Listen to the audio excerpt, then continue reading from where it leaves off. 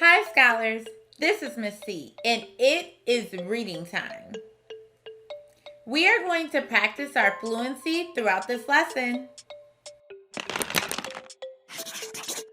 Materials. So go ahead and put your thinking cap on. Ready? We have 2 new learning targets for today. Please follow along with me as I read them.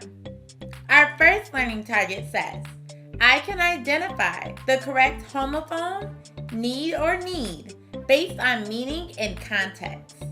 The second learning target says, I can read a text fluently, smoothly with expression and meaning, rereading and self-correcting when necessary. Transition song.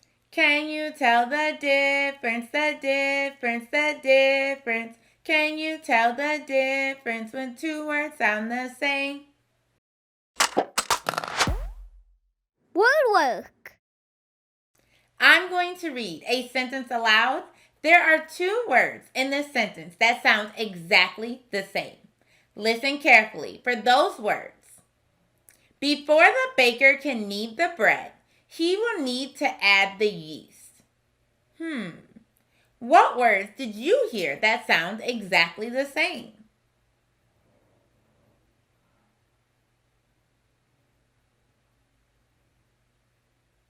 If you guessed need and need, you were correct. These are called homophones. We will look at these words today and notice how they have the same sound but different spellings.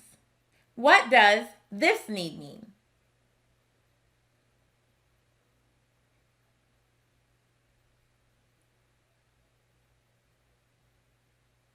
Knead, spelled K-N-E-A-D, is referring to squeezing dough with your hands before baking it.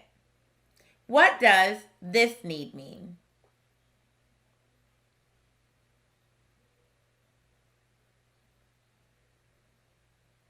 Need, spelled N-E-E-D, means to require something important. Let's read a sentence and try to figure out which need belongs in the blank. Here we go.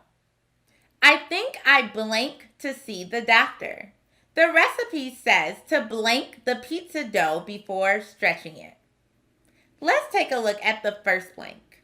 It seems to be about something important about health. Which need fits best here?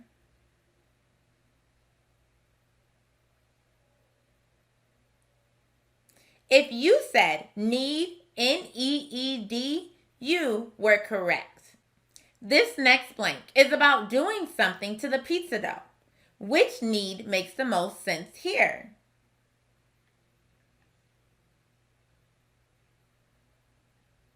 If you thought K-N-E-A-D, you were right. Let's reread this sentence together with fluency. Here we go.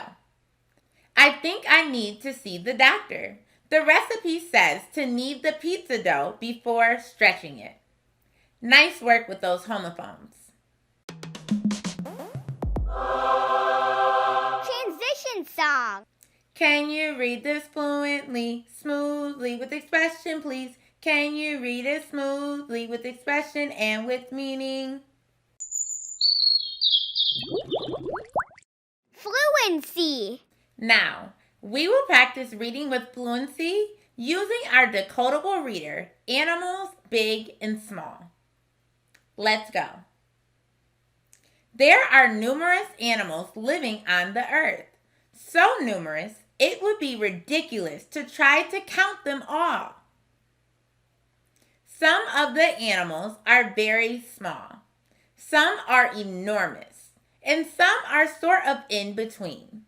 Let's learn about some of the smallest and the largest of each. A blue whale is the biggest animal on Earth. It's monstrous. It can be as heavy as 180 tons. That's bigger than a bus. And a blue whale's heart can be as heavy as a car. One of the smallest animals is the gold frog. Are you curious how small it is? A gold frog is not even a centimeter long. That's about the size of a fingernail. The next enormous animal can be found in Africa and at the circus. Did you guess it? Right, the fabulous African elephant. Elephants can stand as tall as 13 feet. That's taller than a basketball hoop. Have you ever heard of a slender blind snake?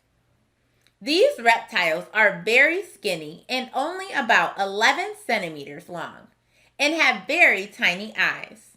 They look and act more like a worm than a snake. They are not poisonous or dangerous. Have you ever heard of a tremendous bird called an ostrich? The ostrich is the biggest bird on earth. This bird is also famous for being very fast. An ostrich's wings help it to run even faster, but they do not help it fly. You learned about some of the biggest animals and some of the smallest. The earth is also full of many other animals in between, like the fabulous octopus or the whiskery walrus. What is your favorite animal?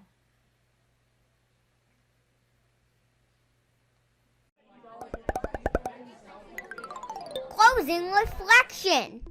Which aspect of fluency do you want to work on?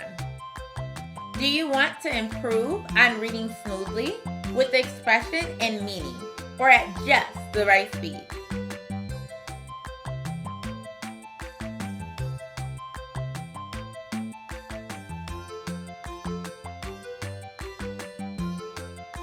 Keep up the great work practicing your fluency. I want you to tell me, what books have you read this past week?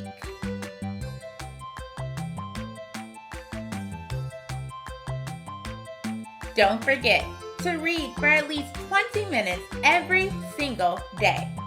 Try to switch it up and try to read more books, and maybe even books that are different from each other. Keep up the great work, and I can't wait to see you next time.